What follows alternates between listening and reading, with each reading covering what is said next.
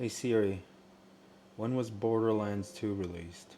What is up, guys, and welcome back to another video. And today I want to do a rant about the Borderlands franchise and what the hell is going on with this latest release of Borderlands 4. I do not know what Gearbox is doing, especially how they're coming out and saying that it's the gamer's fault in a nutshell. You should use your upscaling or get a better hardware. And for those that don't know what's going on, I should probably give you a quick recap. Basically, Borderlands 4 is out and it plays poorly. Plays poorly on very high-end hardware. 5090s can't even get 60 FPS on badass settings at 4K. Let's just say that. But if we're talking about more in the range of more normal people, 6090 70 XTs, 5070 Ti's are having a hard time. 60 FPS, 1440p. And basically, that's across the board. There's no system that has not been bogged down by this, but by no means is this the most poorly optimized game to be ever released. Cyberpunk was a shit show.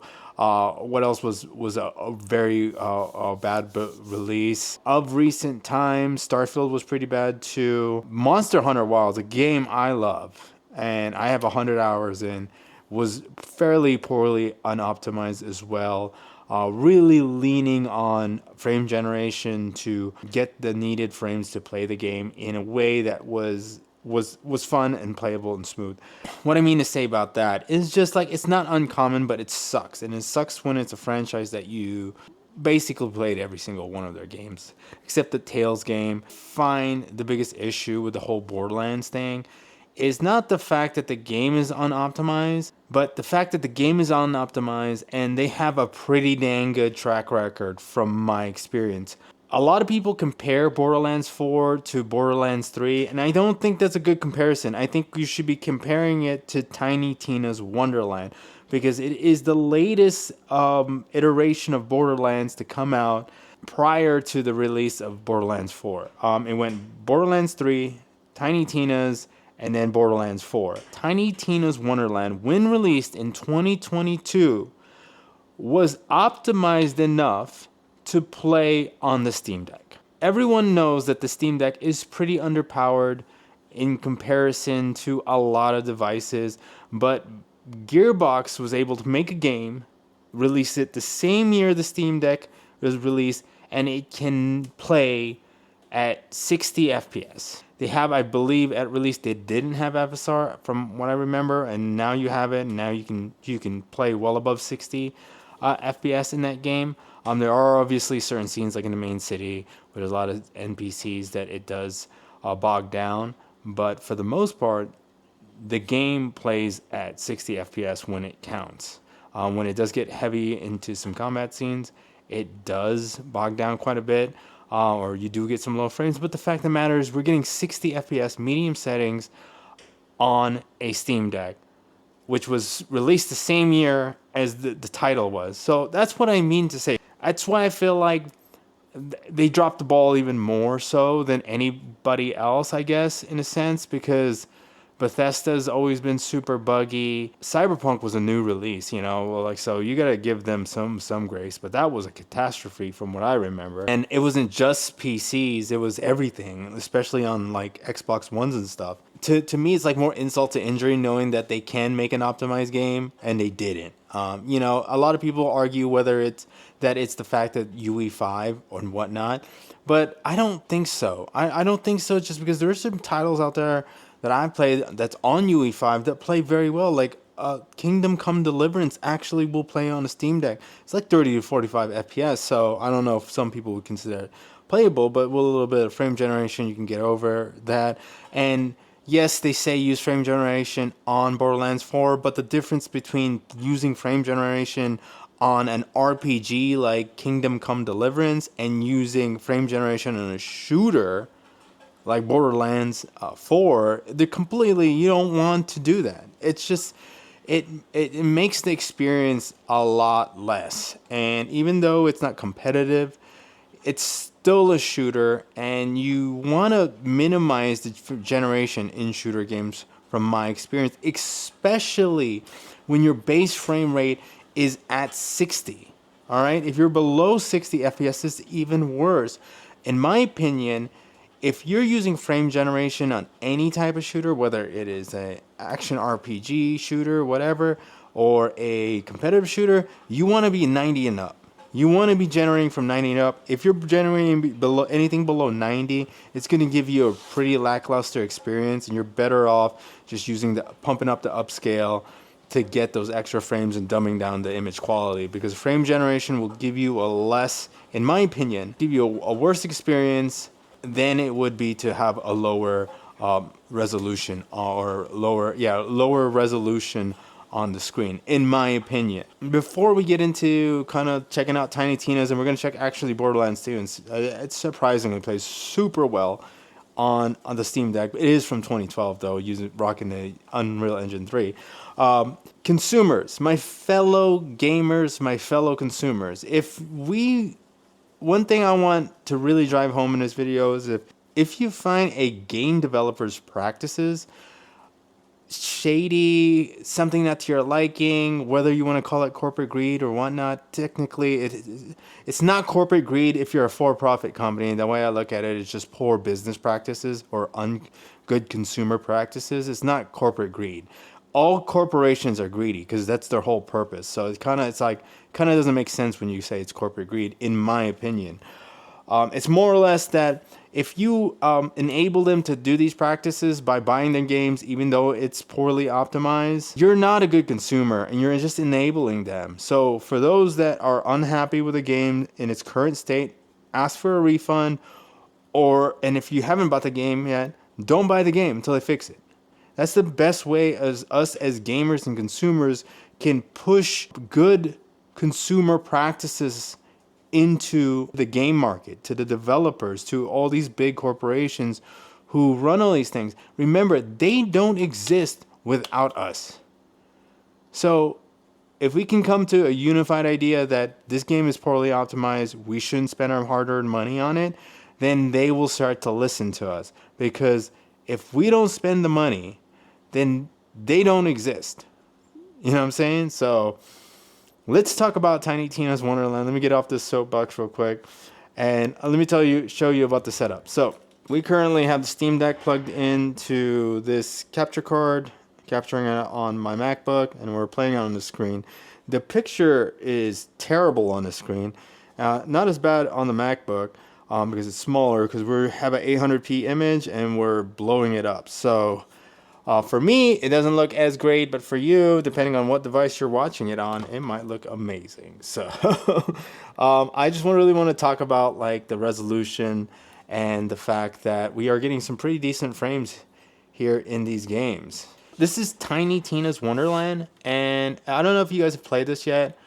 It's a fun game. It is Borderlands, very much Borderlands, except the main difference is it's not open world like the other Borderlands. Like in Tiny Tina's, you have this top-down game board looking thing, and this is how you navigate the map, and then you go into different worlds here. And what I want to show you is how well this game freaking plays on the Steam Deck. And remember, Tiny Tina came out in 2022. The Steam Deck came out in 2022. They are of the same generation. Yes, we are playing at 800p, and we do have FSR on. We are on a medium preset, and FSR is set to quality. All right, we have quality FSR on, and as you can see, we are getting quite a bit of frames. We're getting 82 frames here in combat. I won't lie, when the combat gets really heavy, our frame rates do drop. But as you can see, this is a pretty smooth experience at 80 FPS at 800p. And the fact is this plays so good on a Steam Deck. You can see right there we dropped into 50s. There are some low drops here. The overall experience in this game is just good. It's just good. And for a shooter like this, on a hardware like this, that's all you can really ask for. 60 FPS and up, what a great experience. And this is what I mean by Gearbox being able to make games that will run on current gen hardware. And the fact of the matter is, Borderlands 4 does not run on current gen hardware. Whereas they were able to do it with Tiny Tina's, that this game runs well. It just runs well on this hardware. But you can kind of see here we're hovering around that 60 FPS in this area. And it's pretty much like that throughout the whole game. There's just certain areas. The more open the area, the worse the frame rate is. But again, you have to remember, we are playing on a Steam Deck. We're playing on a Steam Deck, and the fact is, Steam Deck is considered super low hardware. You know, it's not. It's like it's very low end in if you look at it in the spectrum of 2022 gaming hardware. You know what I mean? It is a low end hardware in a lot of respect of its, you know, of its peers in that generation, especially around that price range when you could get Xboxes. Basically, you could buy a PlayStation 5 or a Steam Deck, and a PlayStation 5 played Tiny Tina's Wonderland way better than a freaking Steam Deck did. So this game is from 2012. This is an old game. This is a very old game, and because it is an older game, it definitely, the horsepower of the Steam Deck definitely helps it out quite a bit. I guess for at 800p, it looks terrible. So I mean, like super pixelated, and our settings are pretty much maxed out. It's a good looking game considering it's from 2012, and it has to do with the artwork. And I think that's my biggest problem with Borderlands 5 being so poorly optimized, is because I was like, your artwork is not, like, your artwork looks like your 2012 artwork looks still good, and like it runs so well on lower end hardware. The Steam Deck is extremely low end hardware. You know what I'm saying? A Ryzen 5 5700U is weaker than this. I mean, is more powerful than the Steam Deck. Ryzen 5 5700U, and that's from 2021. That's even older than the Steam Deck. So it's like, from my understanding, yeah, for sure, it's like older than the Steam Deck. But this game plays so well, and it looks so good. It looks good because of the artwork. It's an art style. It doesn't need to be crazy like Last of Us or something like that. And it plays so good on the Steam Deck, so damn good. I could like play this quite a bit. I actually kind of want to play through this game again, just because, man, 120 frames on a Steam Deck is kind of freaking crazy. So with that said, this is my big gripe with the way things are going with Gearbox and gaming in general. It's just so unconsumer friendly.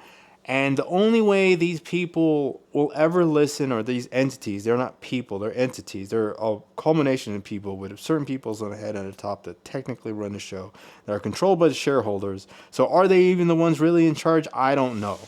But the only way we can make them listen and hear us is by not buying their products. Not buying their products. All right. So if you feel a certain type of way by a developer or any type of company that you purchase their products, the best way to hold them accountable is to not buy the product. And if you have bought it, return it, and don't recommend it. But also, we have to be good consumers in the sense that if they fix the problem, right? Even if it took us dragging them over hot coals to do it, we also have to acknowledge that they fixed the problem. Hopefully they fixed the Borderlands 4 problem. Eventually I do want to play it. That's my point. Gearbox, you dropped the ball. You can clearly make a game that's optimized enough for low-end hardware and the generation that the game came out in. Tiny Tina's, and now I'm going to just drive it home one more time. Tiny Tina's came out in 2022. The Steam Deck was released in 2022. The Steam Deck can actually play Tiny Tina's 60 FPS medium settings on Tiny Tina's. And it's just like, if you could do it then, why couldn't you do it now? So I think that's my biggest gripe about it. But other than that, guys, if you find this interesting, if you want me to rant more about this stuff, let me know. I love a good rant. And other than that, I've been streaming quite a bit more often. We've been doing a lot of farming simulator. We hooked up the steering wheel, and you'll notice, I don't know if you can see it on camera, there's holes in my desk right now because that's where we rigged the steering wheel, because it's so much fun playing farming simulator with a steering wheel. It's so much fun. But I'm just randomly streaming. I have no set times. The moment I set times, I'm less likely to do it. So I just stream whenever I can. So if you catch me, come hang out. If not, it's all good. But other than that, guys, thanks for watching. If you like this video, hit the like. If you haven't hit that sub button, hit the sub button. It's your boy Poppy. I'll catch you guys on the next one.